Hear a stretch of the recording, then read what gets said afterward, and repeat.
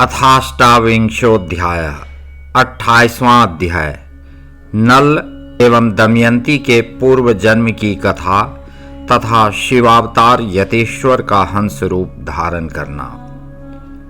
नंदीश्वर बोले, हे प्राज्ञ, हे मुने, अब मैं परमात्मा शिव के परम आनंदप्रद यतिनाथ नामक अवतार का वर्णन करूंगा, आप सुने। हे मुनीश्वर, पूर्व काल में अर्बुदाचल नामक पर्वत के समीप भिल्ल वंश में उत्पन्न आहुक नामक एक भील रहता था। उसकी पत्नी का नाम आहुका था, जो अत्यंत पतिव्रता थी। वे दोनों प्रतिदिन भक्ति पूर्वक शिवजी की पूजा करते थे। वे दोनों महाशिव भक्त थे। हे मुने, किसी समय सदा शिव भक्ति में तत्पर रहने वाला वह भील अपने तथा स्त्री के लिए आहार की व्यवस्था हेतु बहुत दूर चला गया। इसी बीच शिवजी सन्यासी का रूप धारण कर उसकी परीक्षा लेने के लिए सायंकाल उस भील के घर आए। उसी समय वह गृहपति आहुक भी वहां आ गया और उस महाबुद्धिमान भील ने प्रेम पूर्वक उन यतीश्वर की पूजा की। उसके भाव की परीक्षा करने के लिए महालीला करने वाले सन्यासी रूपधारी उन शिवजी ने डरते हुए प्रेम पूर्वक दीन वचन कहा। यतिनाथ बोले, हे भिल्ल, तुम मुझे आज रहने के लिए स्थान दो और प्रातः काल होते ही मैं सर्वथा चला जाऊंगा। तुम्हारा सर्वदा कल्याण हो। भिल्ल बोला, हे स्वामिन, आपने सत्य कहा, किंतु मेरी बात सुनिए। मेरा स्थान तो बहुत थोड़ा है, फिर यहाँ आपका निवास किस प्रकार संभव है? नंदेश्वर बोले, हे सनत कुमार, उसके द्वारा इस प्रकार कहे जाने पर वह सन्यासी जाने का विचार करने लगा। तब तक भीलिनी ने विचार कर अपने स्वामी से कहा। भीलिनी बोली, हे स्वामिन, गृहस्थ धर्म का विचार करके आप सन्यासी को स्थान दे दीजिए। अतिथि को निराश मत कीजिए, अन्यथा आपके धर्म का क्षय होगा। आप घर के भीतर सन्यासी के साथ निवास करें और मैं सभी बड़े अस्त्र शस्त्रों को बाहर रखकर वहीं रहूंगी। नंदेश्वर बोले, अपनी पत्नी उस भीलिनी के धर्मयुक्त कल्याणकारी वचन को सुनकर वह भील अपने मन में विचार करने लगा।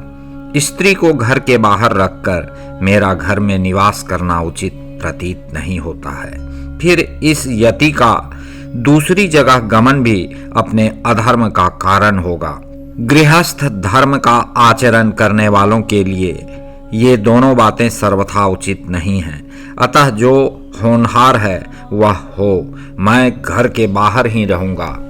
इस प्रकार आग्रह कर उन दोनों को घर के भीतर रखकर अपने अस्त्रों को लेकर वह भील प्रसन्नता से घर से बाहर स्थित हो गया।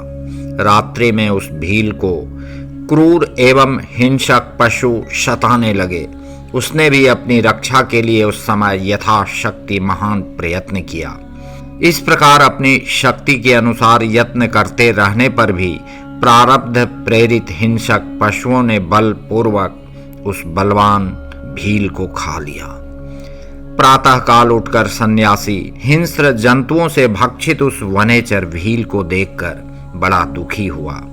सन्यासी को दुखी देखकर वह भीलिनी भी बहुत दुखित हुई, किंतु धैर्य से अपने दुख को दबाकर यह वचन कहने लगी। भीलिनी बोली, हे यते, आप शोक क्यों कर रहे हैं? इनका कल्याण हो गया, ये धन्य हो गए, कृतकृत्य हो गए, जो इस प्रकार इनकी मृत्यु हुई।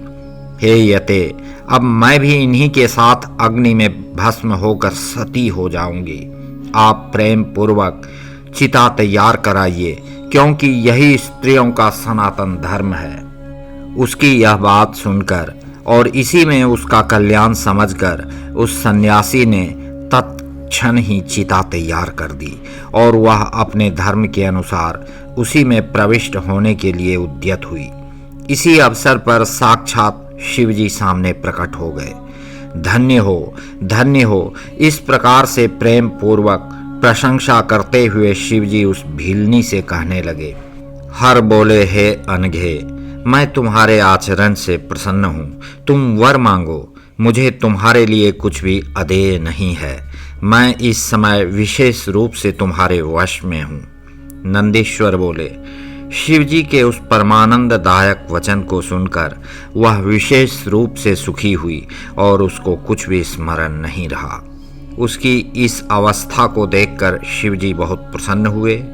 प्रभु शिव ने उससे पुनः कहा कि वर मांगो। शिवजी बोले, यह मेरे रूप वाला यति अगले जन्म में हंस होगा और तुम दोनों का पुनः संयोग कराएगा। यह भील निषद नगर के राजा वीरसेन का नल नामक महाप्रतापी पुत्र होगा, इसमें संशय नहीं है। और हे अनघे, तुम विदर्भ नगर में भीमराज की कन्या होकर पुनः गुणवती दमयंती नाम से विख्यात होगी। तुम दोनों ही बहुत काल पर्यंत यथेष्ट राज्य सुख का भोग करके योगीश्वरों के लिए दुर्लभ मुक्ति को निश्चित रूप से प्राप्त करोगे। नंदीश्वर बोले। ऐसा कहकर शिवजी उसी समय लिंग रूप में प्रकट हो गए। उनके द्वारा परीक्षा करने पर भील धर्म से विचलित नहीं हुआ, इसलिए वह लिंग अचलेश इस नाम से प्रसिद्ध हुआ। हे तात, वह आहुक भील निषद नगर में वीरसेन का पुत्र नल नाम वाला महान राजा हुआ। उसकी पत्नी आहुका भीलिनी विदर्भ नगर के राजा भीमसेन की पुत्री दमयंती नाम से प्रसिद्ध हुई। वे शिवावतार यतीश्वर भी हंस रूप में अवतरित हुए, जिन्होंने दमयंती का विवाह नल के साथ करवाया। पूर्व समय में उनके द्वारा किए गए अतिथि के सत्कार रूप महापुण्य के कारण प्रभु शिवजी ने हंस रूप धारण कर इस जीवन में दोनों को महान सुख प्रदान किया।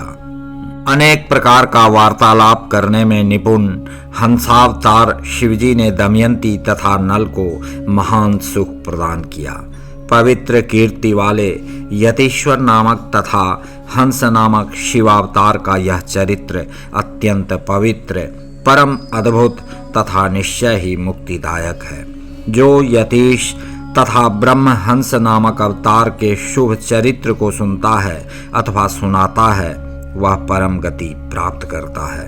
यह आख्यान निष्पाप, सभी कामनाओं को पूर्ण करने वाला, स्वर्ग की प्राप्ति कराने वाला, यश तथा आयु प्रदान करने वाला, भक्ति को बढ़ाने वाला एवं उत्तम है। यतीश्वर तथा हंस रूप शिव का यह चरित्र सुनकर मनुष्य इस लोक में सभी सुखों को भोग कर अंत में शिवलोक को प्राप्त करता है।